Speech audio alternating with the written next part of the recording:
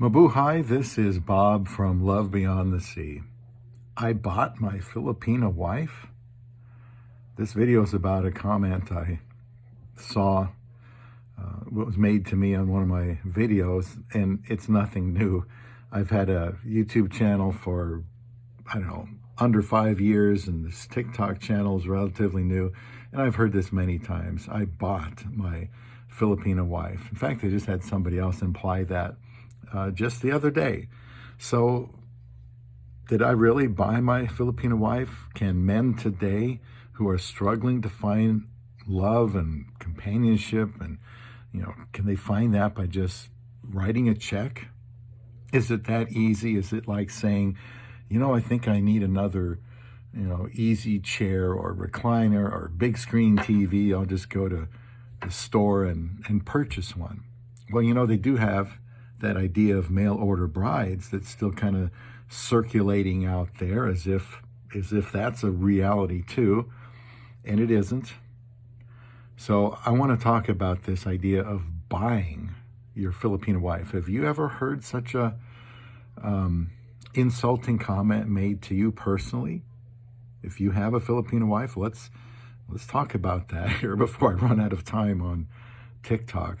There are no mail order brides. Maybe one day, decades ago, you could kind of do something like that, but it just doesn't work that way. My Filipina wife that I married back in 2015, we got married quickly, she had a choice. And I was not going to put any pressure on her.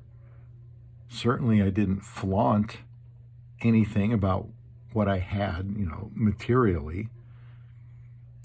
In fact, it wasn't until I had gone down there to meet her just before our wedding, when I had started my spousal petition, that I showed her what I was including in my package for the spousal petition. So I said, hon, this is what I'm showing the government.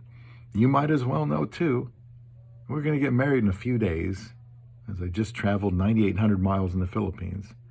So she saw that, and she didn't seem overly impressed.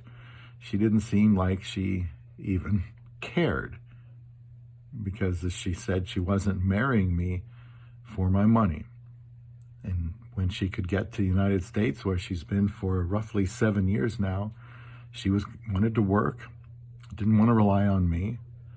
And we argued after I got back to the States after the marriage and said, well, hon, now I'm married to you. You're my wife. Now I'm obligated to support you, and I want to. And she still preferred, no, I got enough for the day. I'll be okay. She didn't want to marry me for my money. So I don't think it sounds like I bought her like on the open market or something. I know sometimes we wish it were that way. It seems so difficult to find a wife. We wish we could just look through a catalog and see the prices and what they look like, and, oh, I'll take that one. Well, again, that's not how the real world works. Now, my wife had a choice. She could have said no. Her parents could have said no. I asked her parents, her whole family actually, but mostly Papa, if I could marry their daughter, because they would know I was going to take her away from them.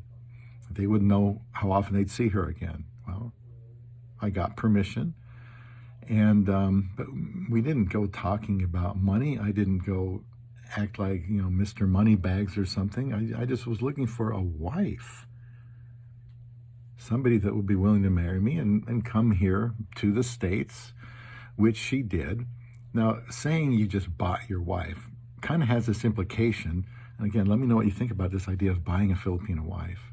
I think it's insulting, and I think it's false, but it implies that marriage will be easy. Just go sign on the dotted line, purchase a wife, and all your troubles are over. Well, that is far from reality. Marriage is never easy. That's why I made this channel. Not so much to say, hey, folks, look at me. I was alone for 30 years and I got married in the Philippines, and this is a good place to go where you're wanted. And that's all true. But my channel is going to go deep into areas of marriage. Every video won't appeal to everybody. I'm going to try to go deep into what it takes to develop that relationship and stay together. But money, even if I had, $5 million or something, it's not going to keep my wife happy. Come on. It's just, again, that's not reality too. Having money doesn't make you a good husband. Having a lot of money doesn't make you someone that she wants to be with or be proud of. It's not that simple. Now, my wife didn't ask for money from me. She never said, well, I need such and such now. She wanted to save money by flying up here from the Philippines herself, so I didn't have to make another trip back there and then fly back with her. So she made those 4 flights all by herself. No, I did not buy my Filipino wife.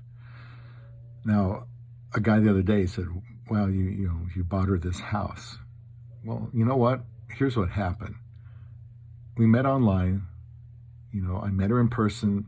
A month later, we got married in 54 days. 8 months after that, she's in the United States. Now, about the 3rd year or after 3 years of our marriage, we started thinking about possibly retiring there, building a house. And so we did. And those videos are out there on Love Beyond the Sea YouTube, and the video or the playlist about a house. You can see if you're there what they all look like, and some of our building projects. But we were married 3 years first, trying to understand our finances. My wife continues to work and is making really good money, and so I said, yeah, let's build something, or you can go ahead and build something in addition to that yourself, because I may be retired, but I do have retirement, and she's working, and so I'm allowing her to buy these things, build these things, because it makes her happy, and it also is very, very practical for our family.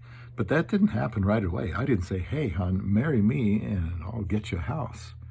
Didn't work that way. It took several years. So it kind of burns me up. I'm kind of used to it when people talk about, oh, you bought your Filipino wife.